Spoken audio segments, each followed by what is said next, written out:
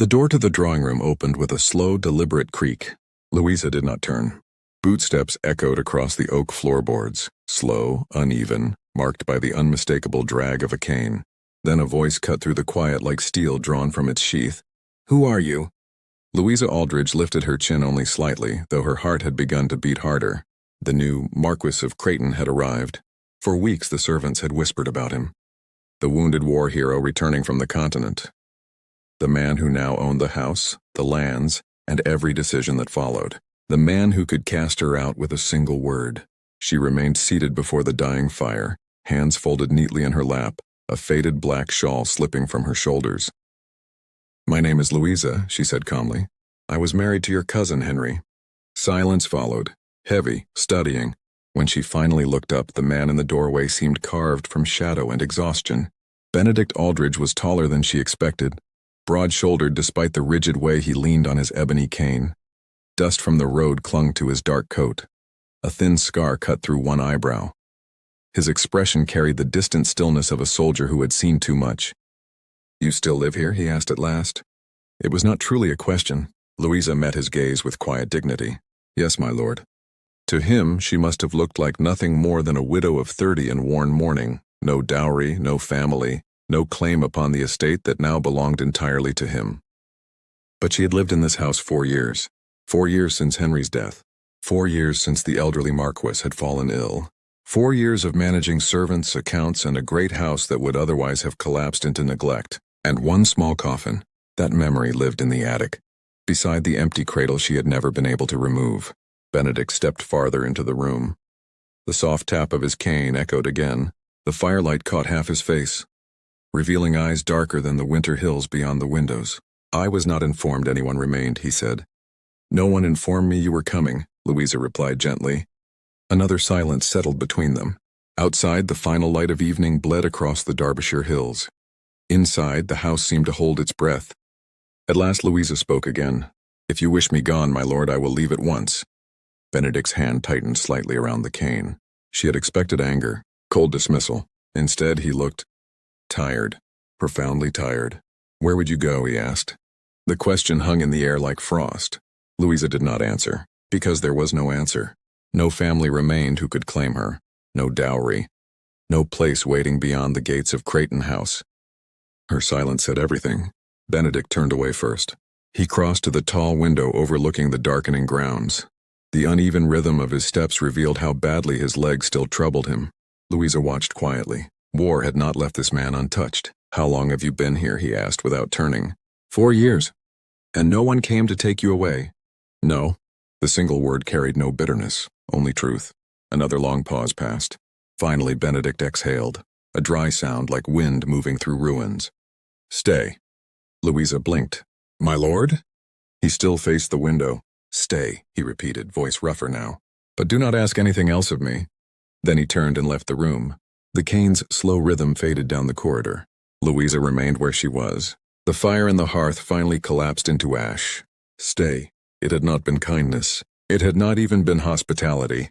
It was simply the closest thing Benedict Aldridge could offer to mercy. And yet as Louisa sat alone in the quiet drawing room, she felt something stir beneath the long winter of her grief, a small, stubborn warmth, like a coal hidden beneath snow.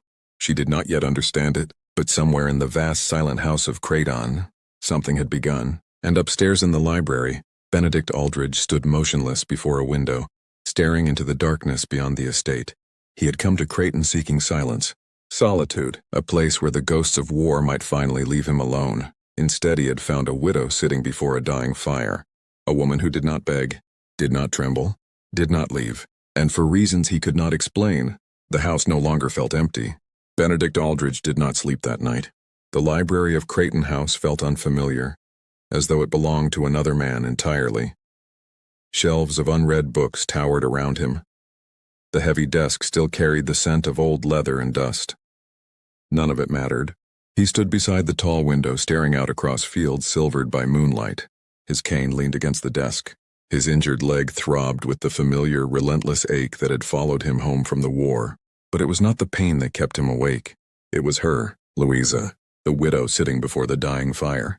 The woman who had looked at him without fear, without pleading, without expectation. Benedict lifted the brandy glass to his lips but barely tasted it. He had come to Creighton seeking silence. Instead, the house was suddenly full of quiet footsteps, soft voices, the faint warmth of someone else's presence. And it unsettled him more than any battlefield. He closed his eyes. Immediately the memories returned. Smoke, mud, men shouting his name. Captain Aldridge. The voice echoed inside his skull like a command he could never escape. He had once been that man, the officer who gave orders, who made decisions that meant life or death. He had failed. Men had died. Friends had died. And now fate had rewarded him with a title he had never wanted. Marquess of Creighton. The irony tasted bitter.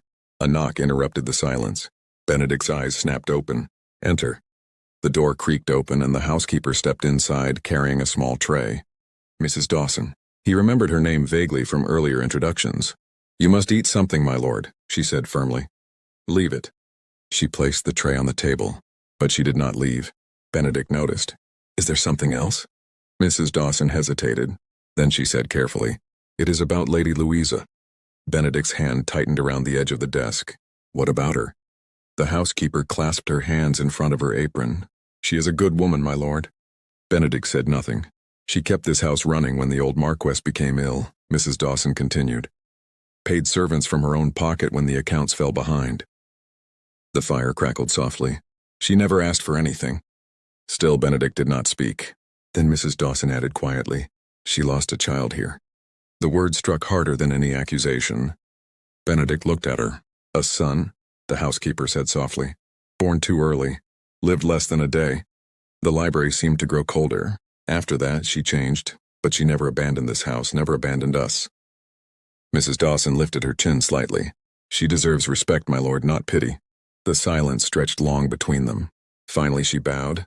Good night. The door closed behind her. Benedict remained motionless. Lost a child. He stared at the untouched brandy glass.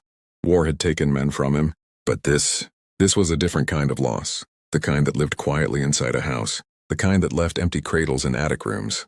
Slowly Benedict walked to the window again. Moonlight spread across the frozen garden. He imagined her there, Louisa tending flowers that would never bloom again, carrying grief the way he carried ghosts. Two strangers under the same roof. Two survivors of battles no one else could see. For the first time since returning from the war, Benedict Aldridge realized something unsettling. He was not the only broken soul in Creighton House, and somewhere down the long corridor, behind a closed door, the widow he had allowed to stay was lying awake as well. Not from fear, but from the strange, impossible thought that had followed her since evening. The new Marquess had looked at her as though he recognized something. Not obligation, not inconvenience, something else.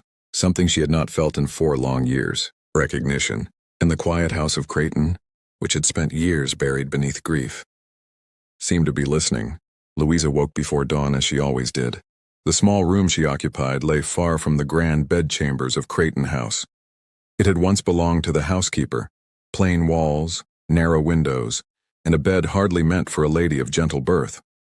Louisa had chosen it herself after Henry's death. It felt appropriate, a quiet place where she could exist without taking up too much space in a house that no longer belonged to her.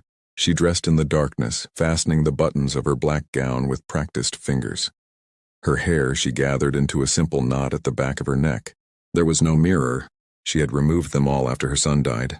The thought of seeing her own reflection had once felt unbearable. Downstairs, the house remained silent. The servants would not arrive for another hour. Louisa moved through the corridors softly, her slippers making almost no sound against the cold floor. In the kitchen, she lit the stove and set water to boil. The small ritual had begun years ago while she cared for the old Marquess during his illness. Rising before everyone else had given her purpose then, now it simply kept the silence company. Steam began to curl from the kettle. Louisa wrapped her hands around a teacup and stared through the kitchen window toward the garden she had planted. Winter had taken the roses. Bare branches clawed toward the pale sky. Still, beneath the frost, she knew the roots endured. Footsteps sounded behind her, slow, uneven. She turned. Benedict Aldridge stood in the doorway. He wore the same clothes from the night before, his cravat loosened, dark hair slightly disordered. His eyes were shadowed with exhaustion. For a moment they simply looked at each other. "Forgive me," he said at last, voice rough from lack of sleep. "I did not expect anyone to be awake." Louisa inclined her head politely. "The tea is nearly ready, my lord." He hesitated. She could see the conflict in his expression. Accepting hospitality would mean acknowledging her presence. Refusing it would be unnecessarily cruel. At last he said quietly, "Thank you." Louisa poured 2 cups and placed one on the small wooden table. Benedict sat stiffly, stretching his injured leg forward. His cane rested against the chair beside him. They drank in silence. But it was not the strained silence of strangers. It was something calmer. 2 weary souls sharing a moment before the world woke. Then Benedict spoke suddenly. "The housekeeper told me about your child." Louisa's fingers tightened slightly around the porcelain cup. For a moment she said nothing. Grief had long ago taught her that some losses had no answer. Benedict continued quietly, "I am sorry for your loss." Louisa lifted her eyes to his. He did not look away. There was no polite sympathy in his gaze, only raw honesty. "And I am sorry for yours," she replied softly. His brow furrowed. "For mine?" "For the men you lost." The words landed heavily between them. "And for the life the war took from you." Benedict stiffened. For a moment Louisa feared she had spoken too boldly. But instead he closed his eyes. "You should not pity soldiers," he said. "I do not pity you." His eyes opened again. "Then what do you feel?" Louisa considered her answer carefully. "Understanding." He stared at her. "I gave the orders," he said quietly. "Men died because I failed." "War does not belong to one man," Louisa replied gently. "That is a comforting lie." "Perhaps," she said. "But guilt is also a lie soldiers tell themselves when the world makes no sense." Benedict studied her face as though searching for mockery. There was none. Only calm. Only quiet truth. "Why are you still here?" he asked suddenly. The question surprised her. Louisa smiled faintly. "Because leaving would mean admitting there is no place left in the world for me." Silence filled the kitchen again. Finally Benedict nodded slowly. "Then stay." She blinked. "For as long as you wish." The words sounded different this time. Not reluctant. Not weary. Something else. Respect. Benedict finished his tea and rose, steadying himself with the cane. At the doorway he paused. For a brief moment he looked back at her, not as a burden, not as an inconvenience, but as something he had begun, however reluctantly, to see. Then he left the kitchen.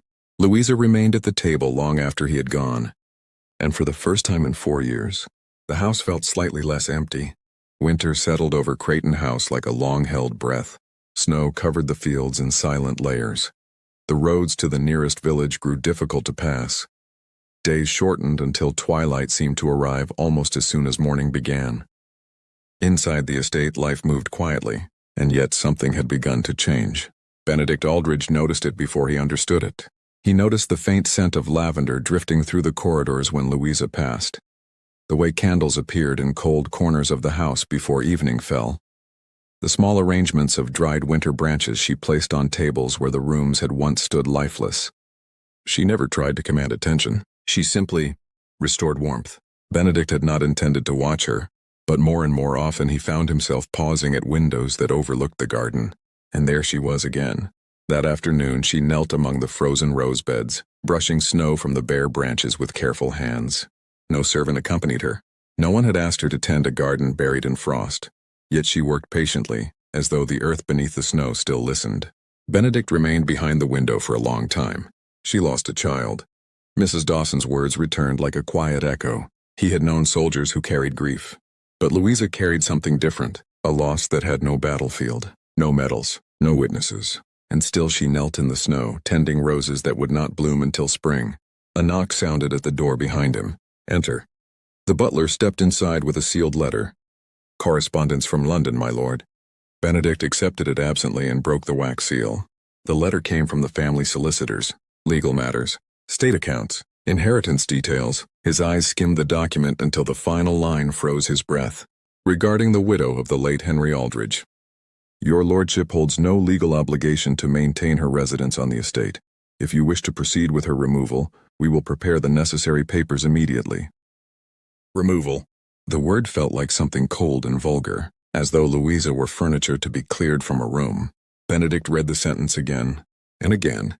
Then slowly he folded the letter, walked to the fireplace, and threw it into the flames. The paper curled and blackened almost instantly. When the butler looked up in surprise, Benedict's voice was calm but iron-hard. "Send a reply." "Yes, my lord. Lady Louisa will remain at Creighton House for as long as she wishes." The butler blinked once before bowing. "Very good, my lord."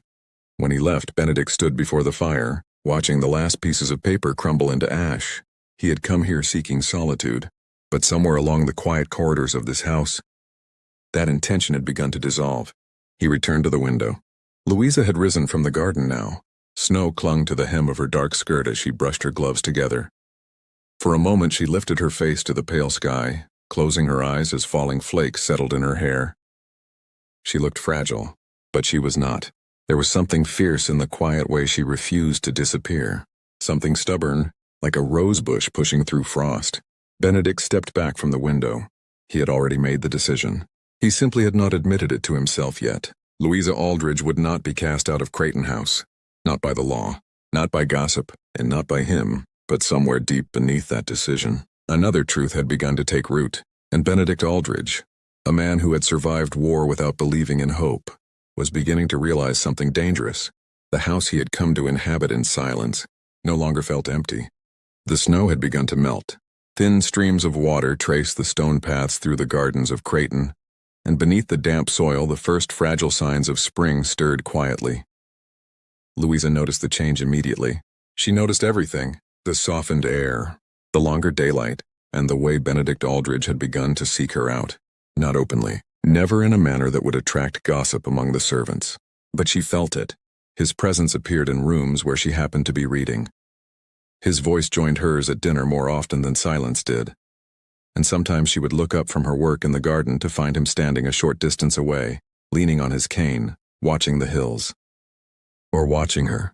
That afternoon she sat in the small sitting room near the west corridor, turning the pages of a book she had already read twice. She did not hear him approach, but she sensed him. The door opened softly. "Lady Louisa." She lifted her eyes. Benedict stood in the doorway, the afternoon light falling across his dark coat.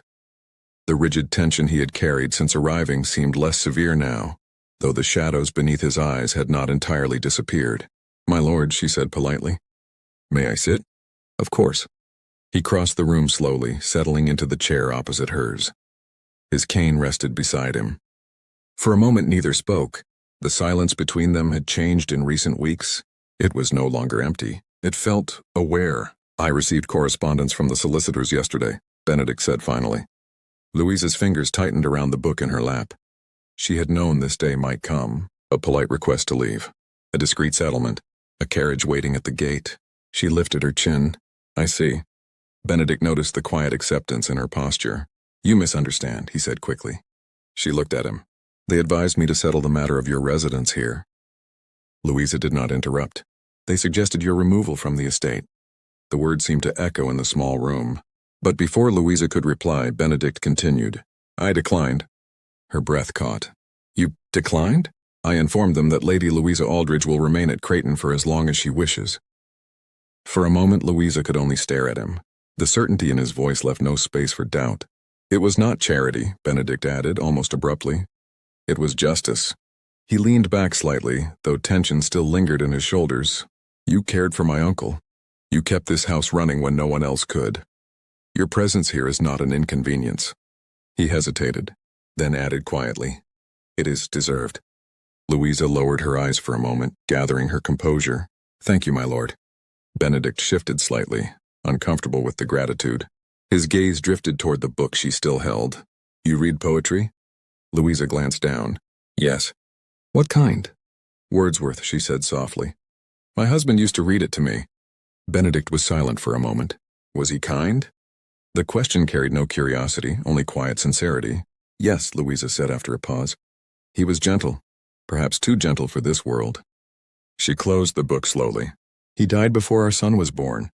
Benedict's hands tightened on the arm of his chair. "The world seems particularly cruel to gentle men," he murmured. Louisa looked at him carefully. "And yet you survived." He gave a short, humorless breath. "I am not certain that is evidence of kindness." "No," she said gently, "but it is evidence of endurance." Their eyes met across the small room. For a moment neither looked away. Benedict finally stood, leaning heavily on his cane. At the door he paused. "You told me once that broken men can still be mended." Louisa's heart quickened. "Yes." He studied her for a long moment. "I do not know if that is true." Then he added quietly, "But lately I have begun to wonder." He left the room before she could answer. Louisa remained seated beside the window long after he had gone. Outside, the first green shoots of spring were pushing through the thawing soil, and for the first time since her child's death, Louisa allowed herself to consider a possibility she had buried long ago. That perhaps life was not finished with her yet. By early spring, the house had begun to change, not in grand ways, but in the quiet rhythm of daily life. Louisa now dined in the main dining room rather than alone in her chamber. Benedict appeared at breakfast more often than not, and the servants, who noticed everything, had begun exchanging small, knowing glances when the two passed one another in the corridor. Still, neither of them named what had begun growing between them. Some feelings were too fragile to expose too quickly. That afternoon, Benedict sat in the library reviewing estate accounts when the butler announced a visitor. "Mr. Hollister, my lord, from the neighboring estate." Benedict suppressed a sigh. "Send him in." The man who entered carried the confident air of someone accustomed to rural authority. After the necessary bows and introductions, Hollister settled into the chair opposite Benedict's desk.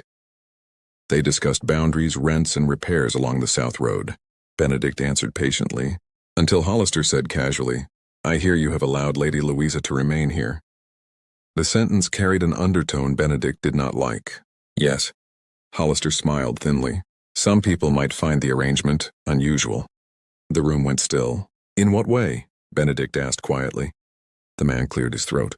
"Well, a young widow living beneath the same roof as an unmarried Marquess. People in the county may begin to talk." Something cold moved through Benedict's chest. "Let them talk," he said. Hollister blinked, slightly taken aback. "I mean no insult, my lord, only that society can be unkind." Benedict's voice hardened. "Lady Louisa cared for this house when no one else would. She has earned her place here." "Yes, of course, but there is nothing improper about her residence." Hollister raised both hands quickly. "Forgive me, I meant no suggestion." "Then do not make one." The meeting ended shortly after. When the man finally left, Benedict remained alone in the library. Rage simmered beneath the surface of his calm expression, not because gossip existed, but because the world might reduce Louisa to the subject of idle speculation, a woman who had given everything for this house, a woman who had never asked for anything in return. His gaze drifted toward the window. Outside, Louisa walked slowly along the garden path. The wind lifted the edge of her dark cloak.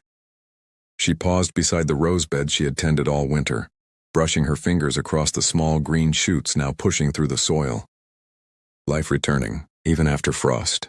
Benedict's breath left him slowly. There was only one way to silence the whispers. Only one way to give her unquestionable place in this house. Marriage. The word struck him like a sudden bell. He had not planned it, had not allowed himself to consider it, but once the thought appeared, it refused to leave. He could protect her, give her the title she deserved, make every gossiping voice irrelevant. Yet the question that followed frightened him far more. Would she want that life with him? A broken soldier, a man who still woke at night hearing the names of the dead. Benedict watched Louisa in the garden a moment longer. She knelt beside the roses again, carefully removing the last remnants of winter. So patient, so quietly strong. He realized something with sudden clarity. He no longer wanted Creighton House without her, and that truth left him standing in the library, heart pounding harder than it had in years. Because the decision before him was no longer about protection, it was about something far more dangerous. Love, and the terrifying hope that she might feel it too. Spring arrived quietly at Creighton House. The long winter had finally loosened its grip on the hills of Derbyshire. Snow had melted into gentle streams along the estate paths, and the rose garden, once buried beneath frost, now showed the first delicate buds of new life. Louisa stood among them that morning. Her hands moved carefully through the branches, brushing away dead stems, coaxing sunlight toward the fragile green shoots. For 4 years she had tended these roses alone. But today she felt watched, not in the uneasy way of being observed, in the warmer way of being seen. She turned. Benedict Aldridge stood at the edge of the stone path. He leaned on his cane, dark coat catching the soft spring light. His expression was unreadable at first, but something about his stillness told her he had come with purpose. "You were right," he said. Louisa blinked. "About what, my lord?" "The roses." He stepped closer, the familiar uneven rhythm of his cane marking each step. "They return every spring." A faint smile touched her lips. "They always do." Benedict stopped beside her. For a moment neither spoke. The garden was quiet except for the rustling breeze through new leaves. Then Benedict turned fully toward her. "Louisa, there's something I must say." The seriousness in his voice made her heart quicken. He took a breath that seemed to gather every unspoken thought of the past months. "When I first arrived at Creighton, I believed I had come here to disappear." His gaze moved across the garden before returning to her. "I believed the war had taken everything worth keeping." Louisa remained very still. "But then," he continued quietly, "I found you sitting beside a dying fire." Her throat tightened. "You did not beg to stay. You did not defend yourself. You simply existed in that room as though the world had not yet succeeded in breaking you."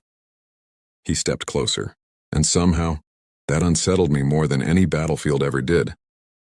Louisa's breath trembled. "Benedict!" "Let me finish." He reached for her hand. The warmth of his touch sent a quiet shock through her chest. "I have spent months trying to understand why this house no longer feels empty." His voice softened, and I finally realized the truth. He drew a small velvet box from his coat. Louisa's heart stopped. "Because you are here." Benedict slowly lowered himself onto one knee. The movement was awkward because of his injured leg, but he did not hesitate. Louisa covered her mouth, tears already forming. "I am not an easy man to love," he said quietly. "I carry ghosts. I wake from nightmares. Some days I am still the soldier who failed his friends." His fingers tightened slightly around hers. "But you never looked at me as though I were broken beyond repair." He opened the box. Inside lay a simple gold ring with a deep ruby at its center. "My mother once told me roses survive winter because their roots refuse to surrender." His eyes lifted to hers. "You are the strongest person I have ever known, Louisa Aldridge." Her vision blurred. "And if you will have me," his voice trembled for the first time, "I would spend the rest of my life making sure you never stand alone again." The garden seemed to fall silent. Even the wind paused. "Will you marry me?" For a moment Louisa could not speak. 4 years ago she had buried her child. 3 years ago she had buried her husband. And ever since she had believed her life had ended quietly within these walls. But here he was, a broken man offering not perfection but partnership. A future built from 2 wounded hearts learning to breathe again. "Yes." The word escaped as a whisper, then stronger. "Yes, Benedict." He exhaled as though the world had just returned to him. Benedict slid the ring onto her finger. Then he rose, slowly, and pulled her into his arms. Louisa laughed through tears as he held her tightly. The kiss that followed was not rushed. It was gentle, certain.